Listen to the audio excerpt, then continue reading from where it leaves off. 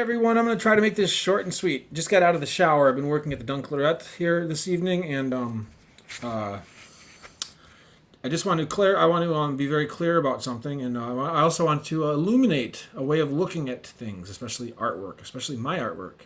Um, so,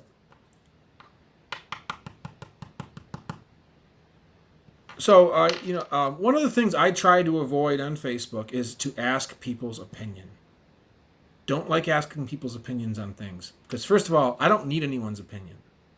I can figure it out, something out on my own. Is what I is I'm not what I know is not necessarily the best, but at some point in your life, you have to believe in yourself and you just have to go with it. And there's enough decisions that someone has to make in their life that yes, you may not make the right decision every time, but you're making so many decisions that enough of them will be the best decisions for you. And if you're intelligent and if you're well educated and you're educated not academically necessarily, but also educated in the school of life, if you have all the things, if you have intelligence, your decisions are going to be best for you. However, there's also times where it's fun to incorporate other people.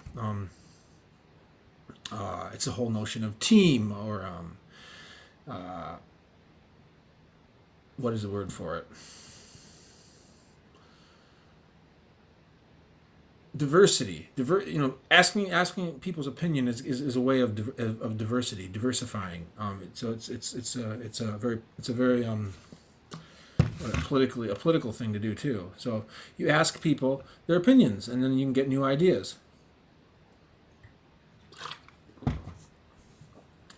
So, the problem with asking people's opinions is that it opens up it opens up two cans of worms. One can of worms is good. The other can of worms thinks of the problems. So I always do not want to get involved in the conversations about problems. But when people talk about it on my Facebook page after I ask opinions and people bring up the problems, I'm someone who doesn't like to ignore people, so I have to get into these stupid conversations sometimes, and I guess they're necessary. But if I had never asked anyone's opinion, it never would have been brought up or thought of. So the question that I've been asking lately is about the artifacts that I'm finding in my building, and I've got some great feedback, great ideas. I think that's really cool because I'll be able to implement some of those ideas, and people will have a connection. They'll feel part of what it is I'm doing. And my customers are my shareholders. They are invested in me, and I know and I feel that way about this. And I want to do the best I can for them. It helps me motivate me. So I think it's fun to ask people about what I should do with these things that I'm finding. I could definitely think of something to do with all of them. I definitely think I get lots of good ideas though when I ask about it. Maybe I was getting a little bit too excited. After asking people the opinions about the artifacts I was finding in the building. So I decided to ask people what they thought. And I've flirted with this question before, and I haven't liked my answers before. So I was kind of thinking, like, could this be another one of these questions that just ends up causing a big too-hoo on Facebook? And I'm like, screw it. I'm going to ask it anyways because I think it's fun. I think it should be a fun question to ask. First of all, you guys, I've been selling artwork for 15 years. Don't forget that. You guys should have confidence in me. You guys should have respect for me. You guys should think that I know what it is I'm doing. However, I think a lot of you don't. I don't think it's normal for people not to look at me as the expert. I don't want to be the I don't want to be the man per se. I don't need to feel like I know that I'm right. So when I asked the question today about what designs from my original collection in the United States that I've been making for the last 15 years, what designs should I have sent over here in the container ship? What designs should I have clay press? And clay is my tile presser. What designs should I have clay press and have shipped over here to make molds of and to reproduce them here as well? I remember when I first started bringing this up, it was when I was first getting involved in coming to Norway. And I think people were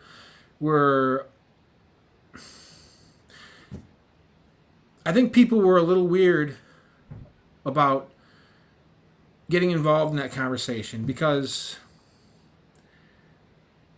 I still haven't won over everyone's hearts. I hate saying that.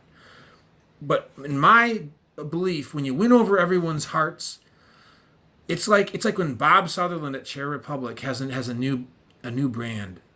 Look at his Facebook page. It's not even him. It's not even him on Facebook page writing the question or making the posts.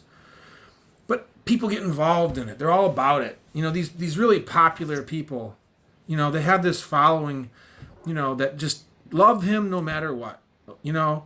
And I have a small network, a small group of people, and it's growing, and I'm not complaining.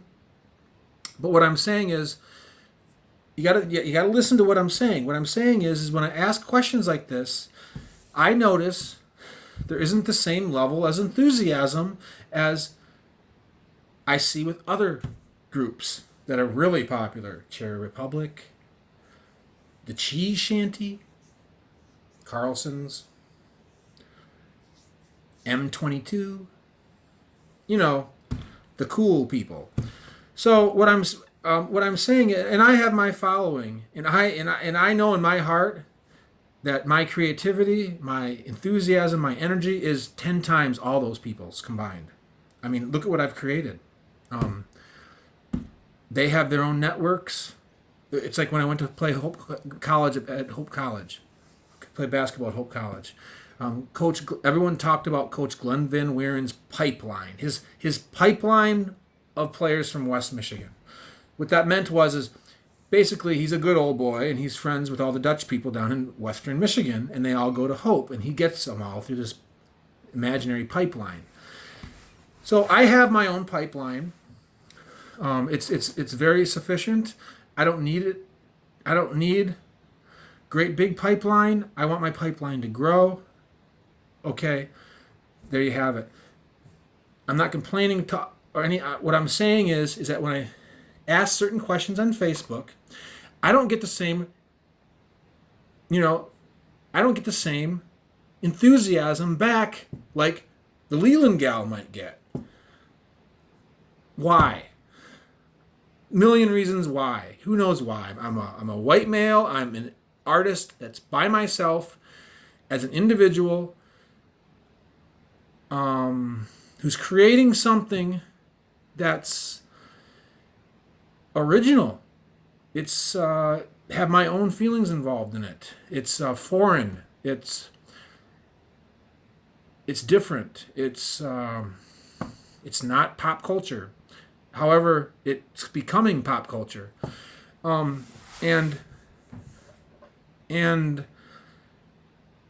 I have taken the bull by the horns and just rammed it home through social media because I had no other option. And people just don't usually do that. So it's like, whoa, who's this guy? You know, now like what, Limp Bizkit and Kid Rock and these like kind of like artists that kind of hit the scene and kind of just fade away, you know. People just gravitate towards that sometimes, those people. M22, I don't know how much M22 is selling now compared to what they were selling like 3 or 4 years after they started their business. But, you know, there's ups and downs. So what I'm saying is that when I ask certain questions on Facebook, you guys need to realize that I know how to do it myself. But I'm trying to incorporate other people. And I know the people that know me already know this. I'm just stating it, number one, to get it off my chest, to know that I've said it. That gives me confidence. So now I know that I said it, so that when someone says something in a few weeks, subconsciously, I've already cleared my mind of it. Second off, I've sold enough tiles at enough art fairs to know that not everyone comes and buys a tile that says Pyramid Point on it. Just because they visit Pyramid... Now, you can ask my employees, you can ask anyone else. I make more the state of Michigan shaped tiles More M22s. I'm cranking those out more than any other design. And that right then and there, you should know that I already understand the concept. I haven't been able to do what it is I'm able to do because I don't understand my business. I'm an expert. I'm a professional.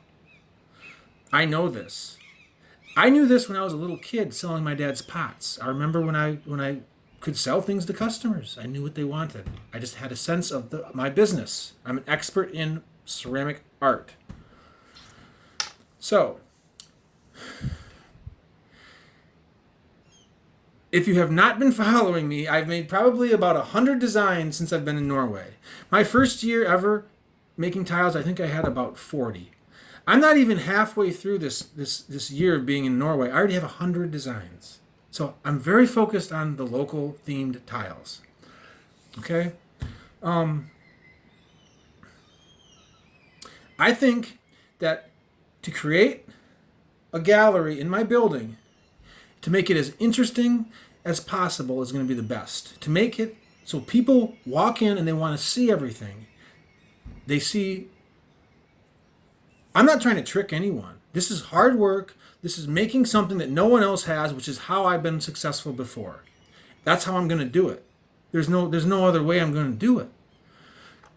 So what I'm saying is,